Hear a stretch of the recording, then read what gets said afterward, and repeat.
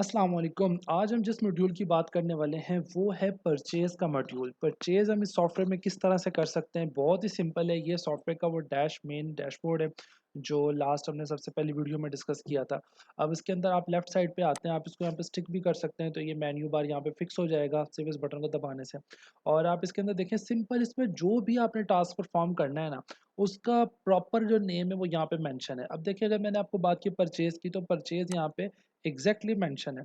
New purchase डालनी है तो ऐड परचेज करना है, और अभी तक जितनी परचेजेस डल चुकी हैं अगर हमने उसकी लिस्ट देखनी है तो हमारे पास लिस्ट ऑफ परचेज होता है। सपोज मैंने लिस्ट ऑफ परचेज पे किया। अब उसके बाद मेरी मर्जी है कि मैं लिस्ट ऑफ परचेज देखने के बाद जब ऐड परचेज करना चाहूँ तो मैं इधर से इस बटन से भी आ सकता हूँ, और यहाँ पर भी इस स्क्रीन पे भी बटन अवेलेबल है। अब देखें, ऑलरेडी जो लिस्ट अवेलेबल है उसमें देखें 15 इन्वाइसेस बन चुकी हैं जिसमें परचेजेस हो चुकी हैं। अब ये चिकन मनो सलवा, ये मतलब वो एग्जांपल सप्लायर का नाम लिखा हुआ है डेमो के तौर पे। और इससे जो भी टोटल जो भी तक परचेज हो चुकी है वो जैसे कि 4000 की ये वाली परचेज थी। इसके अंदर इसको हमने 3500 पे कर दिया, 500 इसका भी हमारे तरफ ड्यू है जो हमने इसको पे करना है। तो इस तरह से आपको हर इनवाइस की जो डिटेल है वो भी आपके सामने यहाँ पर आ रही है। अब अगर मैं चाहता हूँ कि मैं एक न्यू परचेज अभी डालूँ, और तो मैं उसके लिए क्या करूँगा, मैंने इसको लिए यहाँ पे ऐड परचेज पे किया इसको।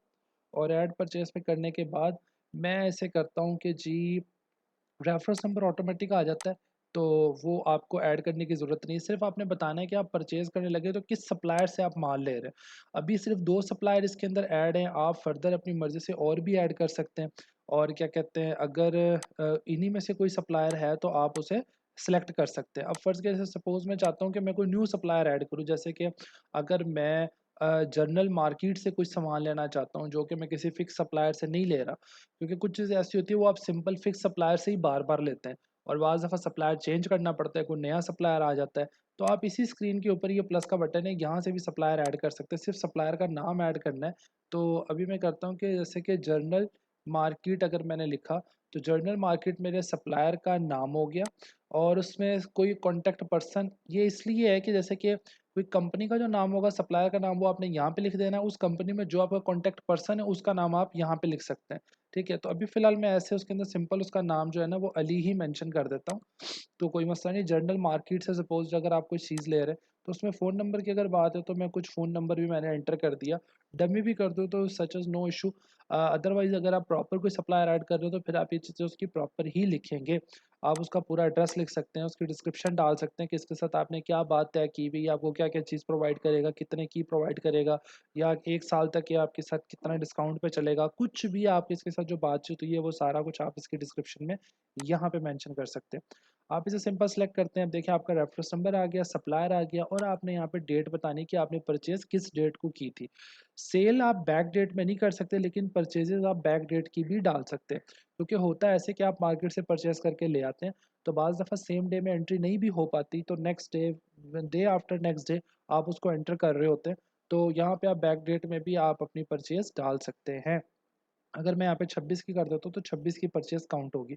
अब बात करते हैं इंग्रीडिएंट की। इंग्रीडिएंट आप यहाँ पर जो ऑलरेडी इसके अंदर है सिर्फ़ वही सिलेक्ट कर सकते हैं, और ये आप किस तरह से ऐड करेंगे, ये आपको मैं आइटम्स में जाके फिर बताऊँगा कैसे ऐड होता है। अभी से मैं आपको परचेज़ करना सिखा रहा हूँ। आप यहाँ पे आके सिंपल परचेज़ कर लें कि जी, आपने परचेज़ किए हैं, चलें हम बंद गोभी परचेज़ कर लेते हैं, या बीफ पैटी परचेज़ कर लेते हैं। मैंने क्लिक किया बीफ पैटी पे। बीफ पैटी की जो यूनिट प्राइस ऑलरेडी आ गई है, कितनी बीफ पैटीज़ मैंने परचेज़ की हैं वो मुझे यहाँ पे लिखनी चाहिए। सपोज़ मैं कहता हूँ कि मैंने 20 बीफ पैटी जो है ना वो परचेज़ की हैं, तो 18,000 की बीफ पैटी बन गई। अब इस सप्लायर को मैंने पे कितने पैसे किए और ड्यू कितने? जब तक मैं पेमेंट में कुछ लिखूँगा नहीं तो सारे पैसे ड्यू में ही आएँगे। तो मैं यहाँ पे पेमेंट में लिख देता हूँ कि इसको मैंने 15,000 पे कर दिए। इसको मैं अगर 15,000 पे कर रहा हूँ, तो 15,000 के बाद 3,000 रह गए ड्यू में। और जो पेमेंट मेथड है इसको मैंने किस तरह से पे किया, जैसे मैंने आपको उधर बताया था सेल के अंदर कि आप जिस-जिस तरह से पेमेंट्स रिसीव कर रहे हैं, आपके पास कैश इन हैंड में भी पेमेंट आ रही है, बैंक्स में आ रही है, ईज़ी पैसा, जैज़ कैश, तो उसी तरह से आप जिसको पेमेंट करेंगे और जिस मीडियम से करेंगे, तो उसी में से वो डिडक्ट हो जाएगी, ताकि आपके जो अकाउंट्स हैं वो बैलेंस रहेंगे। तो मैंने इसको कैश में ही पेमेंट सबमिट कर दी। बहुत ही सिंपल है। यानी कि परचेज़ डालना, सिर्फ सप्लायर सेलेक्ट करना है, डेट सेलेक्ट करनी है, वो इंग्रीडिएंट सेलेक्ट करना है जो आपने परचेज़ किया है। अगर 1 इंग्रीडिएंट है तब भी, अगर 2 इंग्रीडिएंट है, जैसे अगर मैं कहता हूँ 10 खरीदे मैंने, और साथ में मैं कोई एक और इंग्रीडिएंट बाय कर लेता हूँ। सपोज़ इसके साथ मैंने कोका कोला जो है ना वो परचेज़ कर ली और इसके मैंने 20 ले लिए।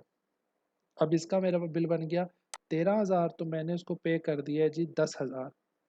10,000 मैंने 3,200 रिमेनिंग रह गया और मैं इसको कर रहा हूँ सबमिट।